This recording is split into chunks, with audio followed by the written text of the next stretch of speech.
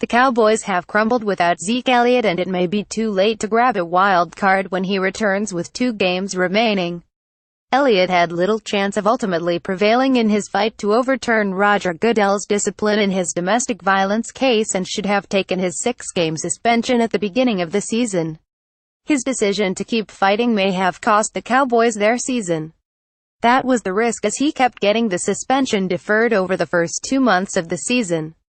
Eric Resberg apped the scene on Thanksgiving night at Stadium after the Cowboys dropped to 56 overall and 0-3 since Elliott gave up his fight against the NFL when no reasonable court options remained. The doors to the Cowboys locker room were closed after they were blown out by the Chargers, and it was not coach Jason Garrett who spoke, or Jason Witten, the most respected players on the team, or quarterback Dak Prescott, or even injured defensive leader Sean Lee.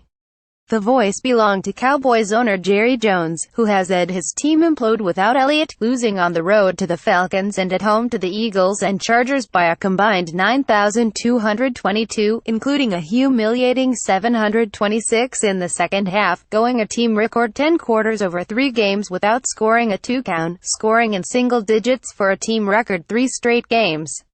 The floor belonged to Jones, as does just about everything in North Texas. He was supportive but disappointed. He did not threaten Garrett's job, although at 56 after being 101 last year, and with the Cowboys out of the NFC East race, the Eagles are 91, Garrett may have to find a way to get Dallas in as a wild card to keep his job. "I think you have players who have played at high levels and won games," Jones said in his post-game news conference. Can the Cowboys make a run? The answer is yes, as long as you have a breath to get into the playoffs, Jones said. He offered the Giants of 2011 as an example. They were a 97 wildcard team and won it all, the worst record ever for a Super Bowl winner. "We had the Giants come up the backside here and beat the top seed," he said. "They won the whole thing 5, 6, 7 years ago. That's what is great about this game." Prescott, who was outstanding as a 4th-round rookie in 2016 after taking over after Tony Romo suffered fractured bones in his back in the preseason, has been exposed without Elliott. He can't carry a team. Prescott's elite play last year kept Romo on the bench when he was healthy late in the year and subsequently forced him into retirement when he didn't want to sign with the Texans. Prescott has struggled, but Romo would have had trouble winning without Elliott too. In the last 3 games, Prescott has no TDs and 5 INTs, with the Chargers returning 190 yards for a TD. He has lost 3 fumbles, with the Eagles returning 137 yards for a TD. Last year, he had 4 INTs and lost 4 fumbles, total. In 3 games without Elliott, he has more INTs than he had all of last season and lost 1 fewer fumble. Roger Steinman apped one of Prescott's biggest weapons with Elliott was play action. Defenses had to respect it with Elliott in the backfield.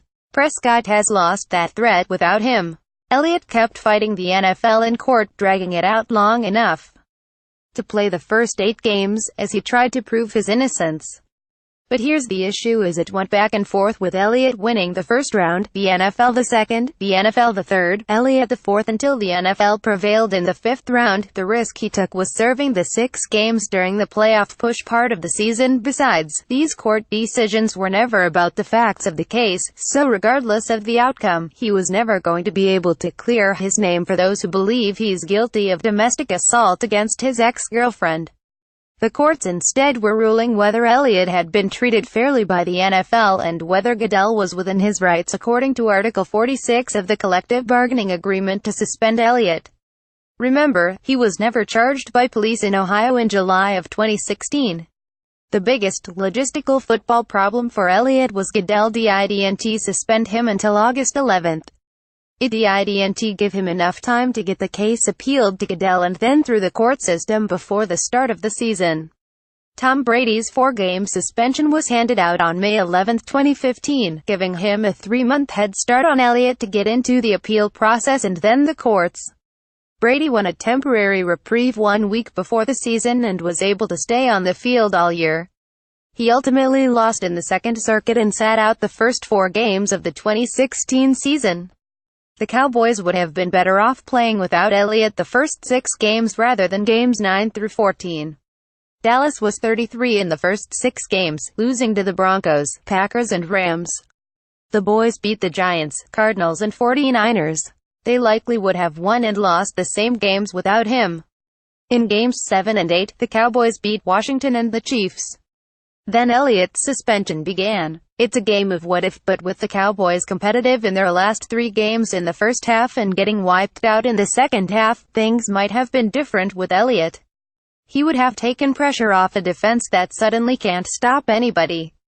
The Cowboys season has been one big distraction with Elliott fighting the system, which led to Jones fighting Goodell. They still have to play Washington at home, then at the Giants and Raiders before Elliott can return for games at home against the Seahawks and at Philly. "We're not playing good," Jones said. "We're not a good team right now." Return to Revis Island. Darrelle Revis will make the prorated portion of the $1 million veteran minimum for players with 10 years experience after signing with the Chiefs last week. That comes to $352,941 and is deducted from the $6 million guaranteed the Jets owe him this season. KC coach Andy Reid said he signed Revis to start opposite All-Pro Marcus Peters. The Chiefs are ranked number 28 in pass defense.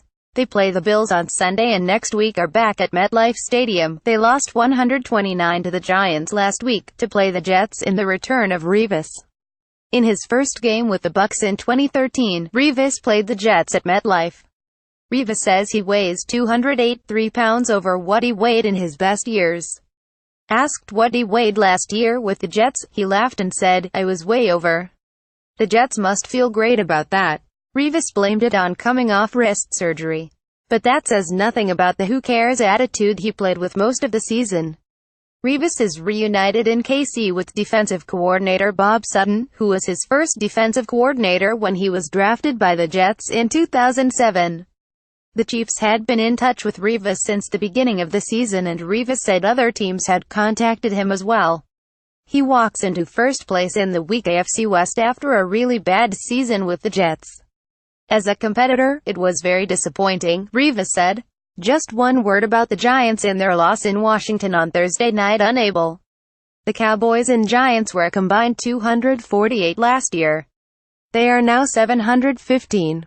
Add Chip Kelly to the list of successful college coaches, Nick Saban, Steve Spurrier, Lou Holtz and Bobby Petrino, for example, who couldn't make it in the NFL and went back to college.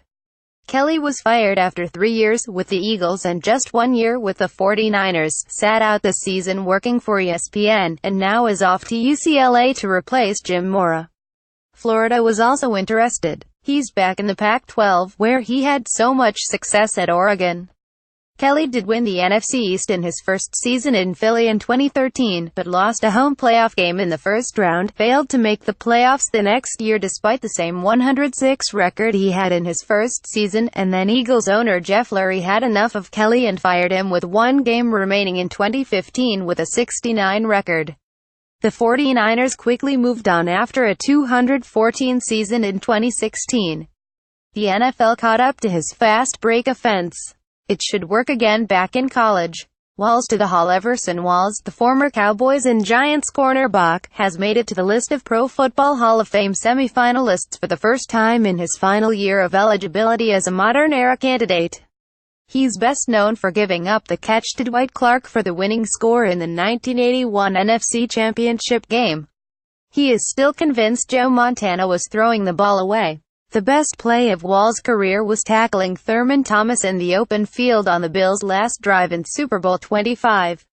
It helped prevent Jim Kelly from getting the Bills closer for Scott Norwood's 47-yard field goal attempt that went wide right.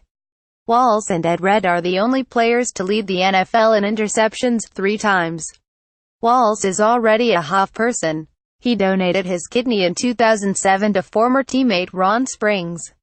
LAQBS. After UCLA's Josh Rosen and USC's Sam Darnold play against each other last week, here are my thoughts. Rosen is the better player right now and Darnold should go back to school for another year. It's one thing when Jimmy Garoppolo couldn't get on the field because he was in New England playing behind Brady.